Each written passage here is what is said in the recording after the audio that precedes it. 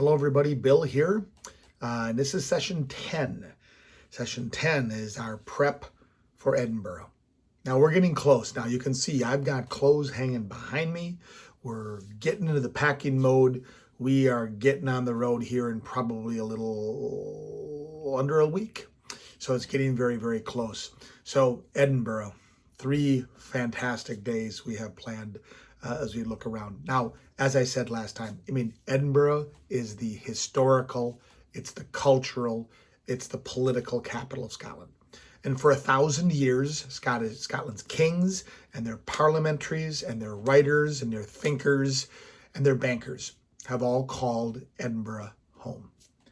It's the Scottish showpiece. It's a place of stunning vistas. It is nestled among these craggy bluffs and studded with a prickly skyline of spires and towers and domes and steeples.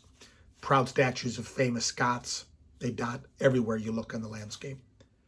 And it has always been that this place has been where the lowlands of Scotland culture, think more British leaning, meet the Highland style, which is the rustic and Gaelic world.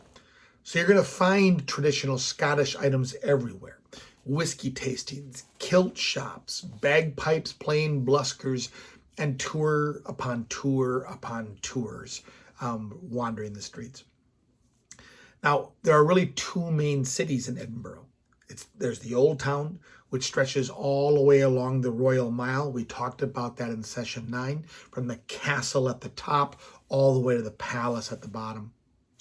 It is just across the drained swamp right next door, which is now a beautiful park, you'll find the New Town. Now, it was built in the 1700s, and it's a planned neighborhood. So you're going to find your upscale shops, your broad avenues, your straight streets, your square squares, your circles, and Georgian mansions decked out in the Greek style, all set with columns and statues. So today's Edinburgh is really big on banking, it's big on scientific research, and it's big on students flooding out of its 4 big universities in town. And since 1999, when Scotland regained a measure of its self-rule, Edinburgh has reassumed its place as the home of the Scottish Parliament. The city literally hums with life. And the pubs and the art galleries are packed at all times. Now, St. Rick Steves says he'd give Edinburgh 2 days and 3 nights. Now, we're going to be giving it just a wee bit more. We're going to be giving it 3 nights and 2.5 days. But we'll be squeezing in a couple of little side visits, one to Stirling and one to the Rosslyn Chapel as well. Now, the list of things to do here is quite overwhelming.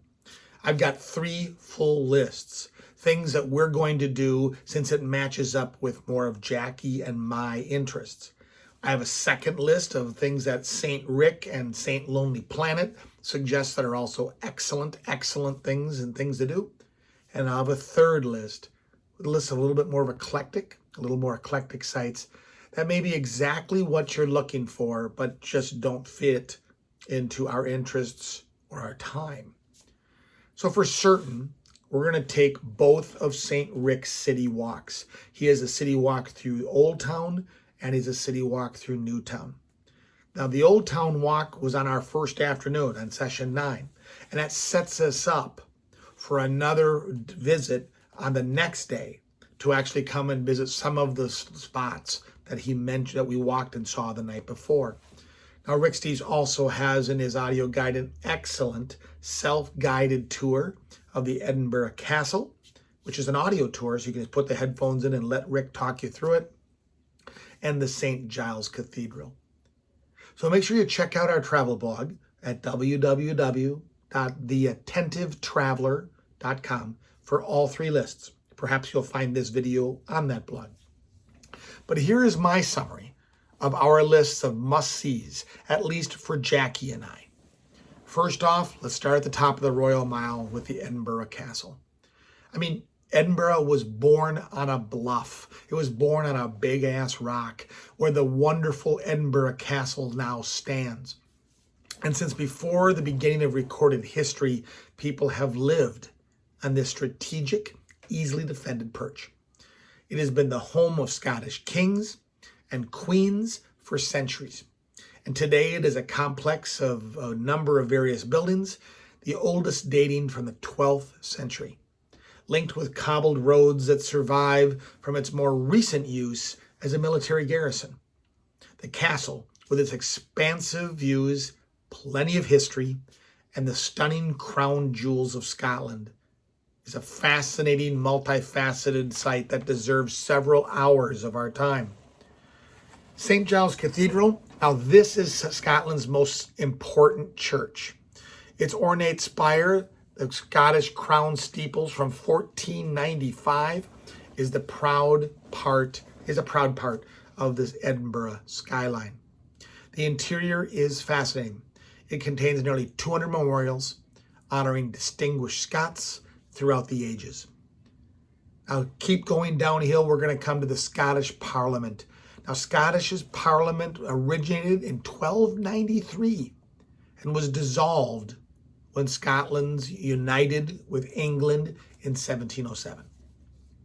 But after the Scottish electorate and the British Parliament gave their consent, in 1997 it was decided that there again should be a Scottish Parliament guided by justice and wisdom, integrity and compassion. It's a beautiful building. I'm looking forward to looking around it. Now we're going to run out during one of these afternoons back over to Stirling to visit Stirling Castle and hopefully the Wallace Monument. He who holds Stirling holds Scotland. Now these fateful words have been proven more often than not to be true.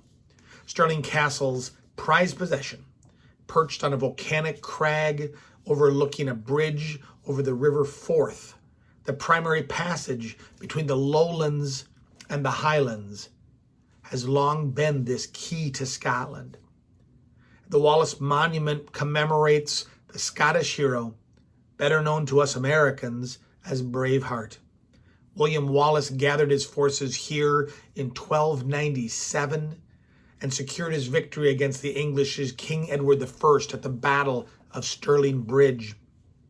The victory was a huge boost to the Scottish cause, but English came back and they beat the Scots about a year later. Now, back in Edinburgh, we're going to go to the National Museum. This huge museum has amassed more historic artifacts than most of the other places in Scotland combined. It is all wonderfully displayed. Dolly the cloned sheep is here, with fine descriptions offering the best anywhere hike through the history of Scotland. And then we're going to also make a side trip over to the Roslin Castle. Now this small but fascinating countryside church is a riot of carved iconography. The patterned ceilings and the walls have left scholars guessing about the symbolism for centuries.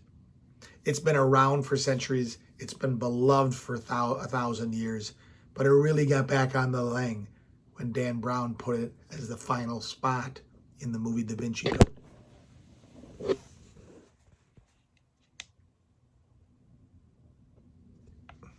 Sorry about that. My thing just kind of fell apart there.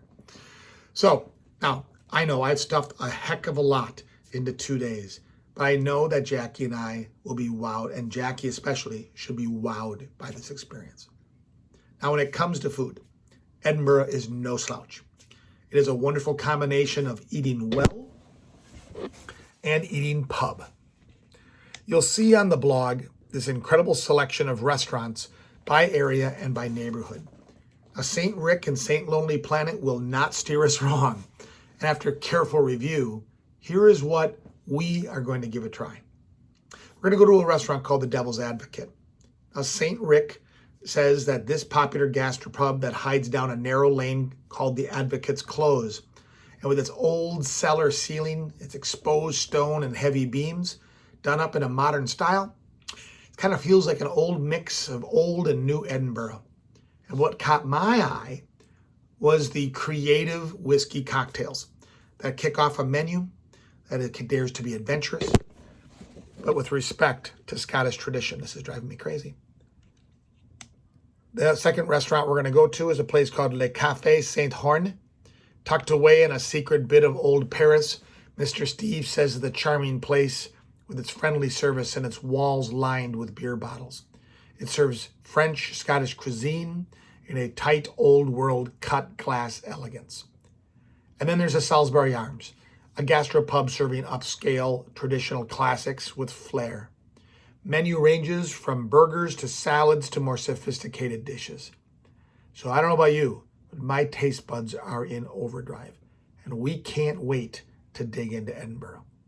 We hope that you'll join us when we're there, when we put quite a few reviews online of these places and others. And until next time, when I can figure out how this darn camera works, we'll see you soon.